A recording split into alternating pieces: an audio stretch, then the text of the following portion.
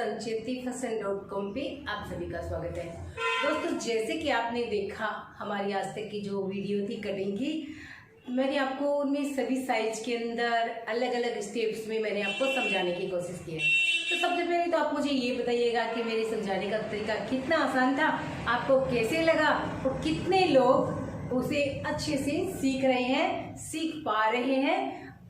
जिनको हार्ड लगता है वो भी मुझे कमेंट करके बताइए कि यहाँ पे हमें थोड़ा हार्ड लगता है, डिटेल्स में बताएं। इसके बाद आज जो मैं आपको बताने वाली हूँ वो बहुत ही इम्पोर्टेंट, सारी जो वीडियोस के नॉलेज है इस वीडियो के अंदर आपको मिलेंगे। हमारी आज की जो क्लास है वो है क्लास 8 और इसके अंदर हम बॉडी मेजरमेंट या चेस्ट मेजरमेंट या ब्लाउज मेजरमेंट से कटिंग नहीं देख रहे हैं। इसके अंदर हम ब्लाउज क्वेश्चंस, ब्लाउज पे जो क्वेश्चन मार्क आते हैं वो कि हमारे ब्लाउज की जो प्रॉब्लम्स होती है वो क्यों आती है। देखिए, काफी हम ब्लाउज बनाते हैं, उनके अंदर बहुत सारी हमारी प्रॉब्लम्स आती हैं। अब बीच के अंदर आप इन सब प्रॉब्लम्स को अगर आप सीख लेते हैं, समझ लेते हैं, जान लेते हैं तो आपके लिए बिल्कुल से आसान हो जाएगा, आपका ब्लाउज बिल्कुल भी खराब नहीं बनेगा। तो ये जो प्रॉब्लम्स आती हैं इनमें से कुछ एक प्रॉब्लम्स मैं आपको आज बता रही हूँ और कुछ जो प्रॉब्लम्स और हैं बाकी उन्हें हम आगे समझेंगे, क्योंकि सारी अगर मैं आपको एक साथ में बता दूंगी आपके लिए समझना मुश्किल हो जाएगा। तो इसलिए थोड़ी थोड़ी करके हम समझेंगे। देखिए, सबसे पहले क्या होता है, पहले ये होता है ब्लाउज के अंदर कि जो शोल्डर होते हैं वो गिरते रहते हैं। ब्लाउज के शोल्डर्स क्या है, क्या आपको पता है हमारे ब्लाउज के शोल्डर्स कौन से होते हैं? तो देखिए, आप इसके अंदर देखिए, ये जो होते हैं हमारे ब्लाउज के शोल्डर होते हैं और कई बार ब्लाउज ये फिट नहीं होता है तो गिरने लगता है, शोल्डर्स जो है वो उतरने लगते हैं और ये इस तरह से देखिए उतरते रहते हैं, ये इस तरह से नीचे की ओर आते रहते हैं। यहाँ पे नहीं आ रहे हैं क्योंकि यहाँ पे बिल्कुल ये फिट है, इसका जो नेक है वो सही है, इसकी जो ये क्रॉस पट्टी है सही जगह पे है, तो ये नहीं गिर रहे हैं। तो इसका कारण क्या है मैं आपको बताऊंगी। दूसरी जो समस्या आती है ब्लाउज के अंदर वो क्या आती है, वो देखिए ये आती है कि हमारी जो पीछे का पार्ट्स होता है, बैक पार्ट, वो आगे की ओर क्यों आता है। ठीक है, तीसरी जो समस्या आती है ब्लाउज के अंदर वो है कि दोनों जो पल्ले होते हैं आमने सामने के वो बराबर क्यों नहीं होते हैं। अब ये दोनों पल्ले कौन से होते हैं इसके लिए भी हम इसी से समझेंगे। देखिए, ये है हमारे पास फिर से स्टेचू और ये हमारे ब्लाउज। अब ये दोनों आमने सामने के पल्ले हैं, यहाँ पे ये पल्ले बराबर क्यों नहीं होते हैं। किसी के ये टक्स यहाँ पे आ जाती है, किसी की ये टक्स नीचे रह जाती है और ये जो क्रॉस पट्टी है देखिए, ये दोनों बिल्कुल से आमने सामने टच होनी चाहिए, तो ये नहीं होती। तो क्यों नहीं होती है, बिल्कुल नीचे का पार्ट्स बराबर होना चाहिए। जैसे 3 इंच इधर का तो 3 इंच इधर का है, नेक लाइन इस तरफ की जितनी है उतनी इस तरफ की होनी चाहिए। तो ये हो गए दोनों पल्ले।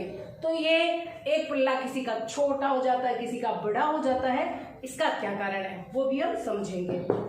उसके बाद कटोरी का पार्ट्स ऊपर क्यों चढ़ता है। जैसे मान लीजिए ये हमारी कटोरी का पार्ट्स है और ये जो इसकी सिलाई ये बिल्कुल यहाँ पे परफेक्ट है, ये यहाँ पे आ जाती है। काफी बहनों के पहने हुए देखते हैं तो यहाँ पे बीच सेंटर में ऊपर आ जाती है, तो वो क्यों आती है, उसका कारण क्या है।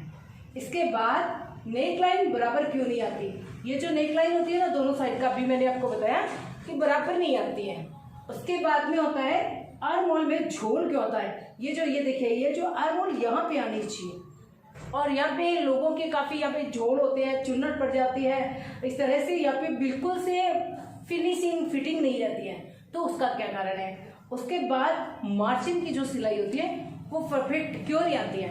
तो काफी सारे कारण यानी क्वेश्चन मार्क होते हैं ब्लाउज के अंदर, जिन्हें में जानना बहुत जरूरी है। अगर आप उन सबको जान जाते हैं तो आपके लिए ब्लाउज कोई हार्ड नहीं है, आपके लिए ब्लाउज को समझना बहुत आसान हो जाएगा। उसको कटिंग करना, उसको सिलाई करना, उसको समझाना, खुद समझना, दूसरों को समझाना, खुद के ब्लाउज बनाना, दूसरों के बनाना बिल्कुल आसान हो जाएगा। तो क्वेश्चन मार्क आते हैं इसीलिए तो हार्ड है। इसलिए आज हम इन सारे क्वेश्चंस का आंसर जानेंगे। क्वेश्चन आपने समझ लिए होंगे, काफी सारे आज बताए, काफी सारे मैं आपको और नेक्स्ट वीडियो में बताऊंगी। अब इनका हल क्या है, इनको कैसे हम सही रख पाएंगे, ये हम अभी देखते हैं।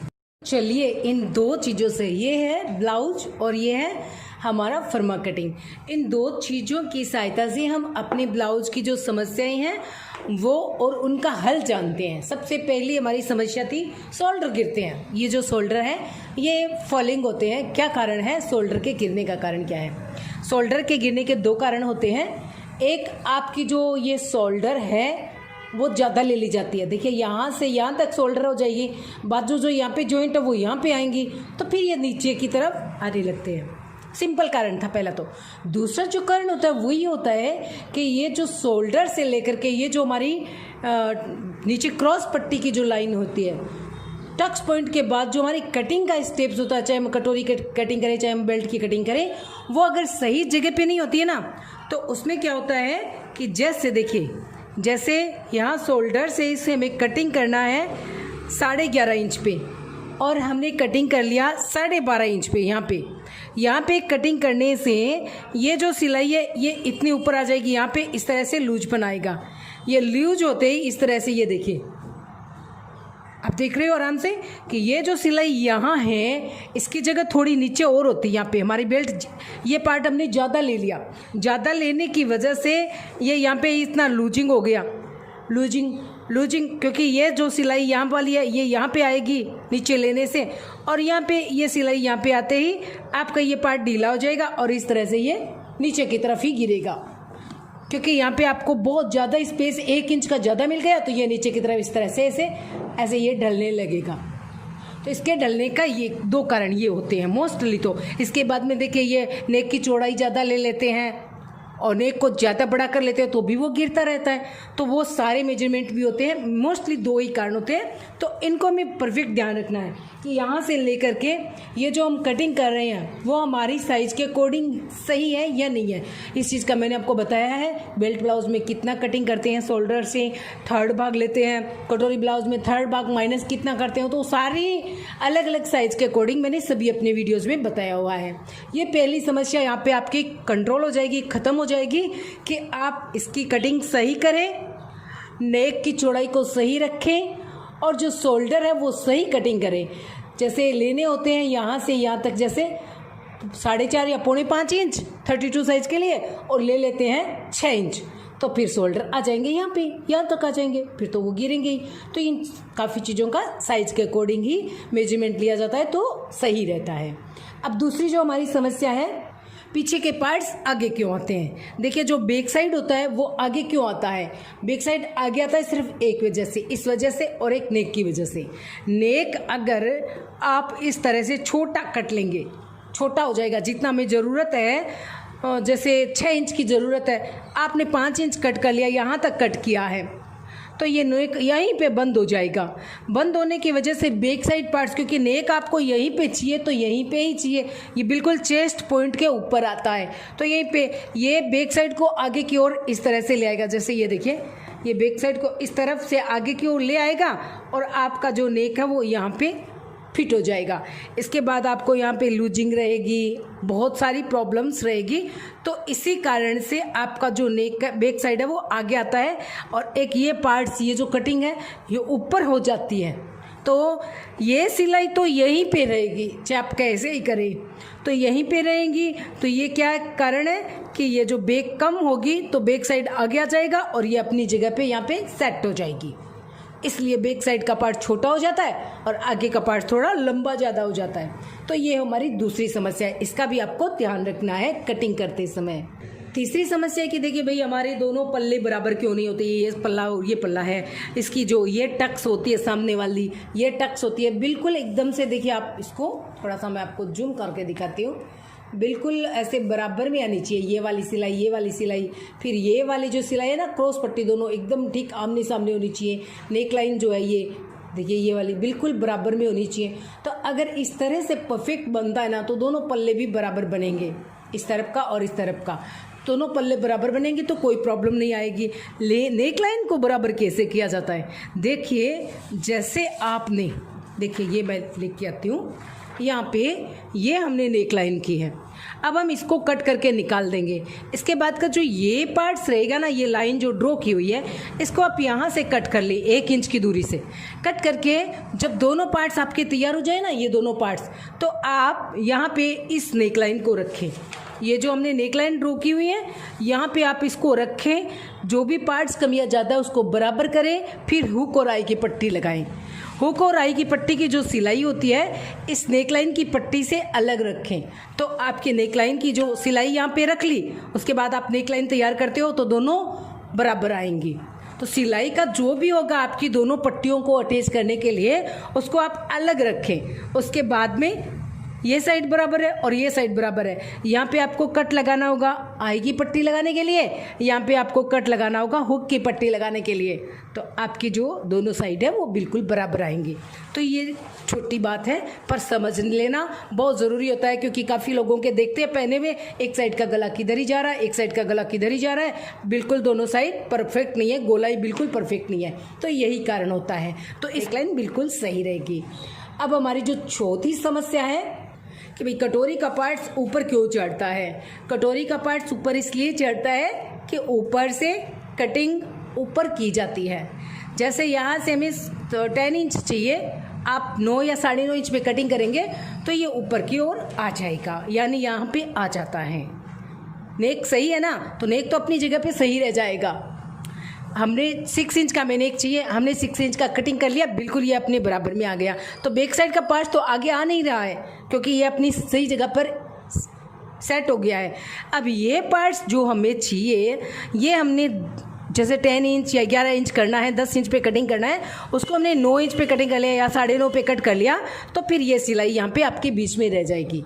पूरा आपका चेस्ट जो है वो कवर नहीं कर पाएगी, तो ये यहाँ पे सिलाई बीच में ही अटकी रह जाएगी। तो इसका भी आपको ध्यान रखना है कि आपको यहाँ से कहाँ पे इसकी सिलाई करनी है, ताकि आपका जो चेस्ट पार्ट है वो कवर रहे और ये जो सिलाई है क्रॉस पट्टी की बिल्कुल परफेक्ट अपनी जगह पे रहे।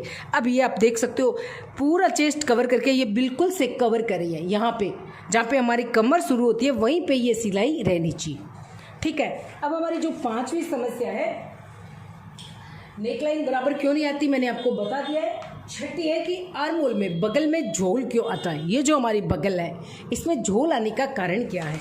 देखिए बगल में झोल आने का कारण अब मैं आपको यहाँ पे बताती हूँ कि ये जो हम आर्म होल कटिंग करते हैं ना, कोई 5.5 ले लेता है, कोई 6 ले लेता है, कोई 6.5 ले लेता है, कोई 7 भी ले लेता है। यहाँ पे भी यहाँ तक मैंने देखा है कि काफ़ी लोग बहुत ज़्यादा भी आर्म होल की लेंथ लेते हैं। अब आप सोचो कि यहाँ से यहाँ तक का हमें स्पेस चाहिए और इतने ही गोल राउंड की जो शेप है वो चाहिए। अगर यहाँ पे यहाँ इसको हम यहाँ इतना बढ़ा देते हैं और फिर यहाँ पे हम इसकी गोलाई करते हैं, नीचे 5.5 लिया हो तो 6 इंच पे कर देते हैं तो आधा इंच बढ़ गया, फिर इसकी गोलाई लगाते हैं फिर और बढ़ गया। तो यहाँ पे स्पेस आपको चाहिए टोटल है 14 इंच और ये हो गया 15 इंच, 1 इंच का तो यहाँ पे आपको ज़्यादा हो गया ना स्पेस ज़्यादा होते ही यहाँ पे लूजिंग आएगी, पूरी की पूरी लूजिंग आते ही आपके यहाँ पे चुन्नट सी पड़ने लगती है। पहला कारण ये होता है। दूसरा कारण एक होता है कि शोल्डर ज़्यादा लेने से, यहाँ पे आपने ऐसे शोल्डर ज़्यादा ले लिए, आपको चाहिए आपके बगल है यहाँ पे नेक के बाद में आपकी बगल यहाँ से स्टार्ट होती है, आपने ज़्यादा ले लिए 5 इंच चाहिए 5.5 या 6 इंच ले लिए, तो ये आ गई आपकी जो ये शेप की कटिंग है वो यहाँ पे आने से इतना स्पेस बढ़ गया, बढ़ते ही यहाँ पे आपको सारी चुन्नट आ जाएगी। तो ये कारण होते हैं मोस्टली दो ही कारण होते हैं, उसके अलावा कोई कारण नहीं होता है। क्योंकि यहाँ पे तो अगर आपकी गोलाई जो होती है, देखिए आर्म होल की गोलाई होती है, मैं आपको यहाँ पे बताती हूँ। इसके अंदर में ये गोलाई जितनी है हमारी, अगर हमें इतनी गोलाई पूरी परफेक्ट ले ली है बराबर में ही है तो ये यहाँ पे ऐसे फिट ही रहेगी ना। और अगर इसकी एक्स्ट्रा गोलाई होते ही यहाँ पे इस तरह से इस चुन्नट सी आ जाएगी। कब आएगी? जब यहाँ पे एक्स्ट्रा होगा तब ना आएगी ना। बिल्कुल परफेक्ट या पूरा जितना चाहिए गोलाई जितनी है बगल की उतना ही आपने लिया और उतनी ही बाजू को जॉइंट किया है तो बिल्कुल परफेक्ट रहेगी। बिल्कुल भी आप देख सकते हो कोई भी चुन्नट नहीं है। तो बिल्कुल झोल आता ही नहीं है, चुन्नट आती ही नहीं है, कोई भी परेशानी नहीं आती है। तो ये सब मैंने आपको छोटी छोटी समस्याओं के बारे में बताया है आज की वीडियो में, ताकि आपको आगे ब्लाउज को समझने में कोई दिक्कत नहीं होगी। जब आप ये सब सारी जो समस्याएं समझ जाओगे ना, तो आप सारी ब्लाउज को कटिंग भी सही करोगे, आप उसकी सिलाई भी सही करोगे, आपकी सिलाइयाँ सारी सही आएगी, आप नेक लाइन को जांच करना भी सीख जाओगे, तो आपके जो ब्लाउज है वो परफेक्ट बनेंगे।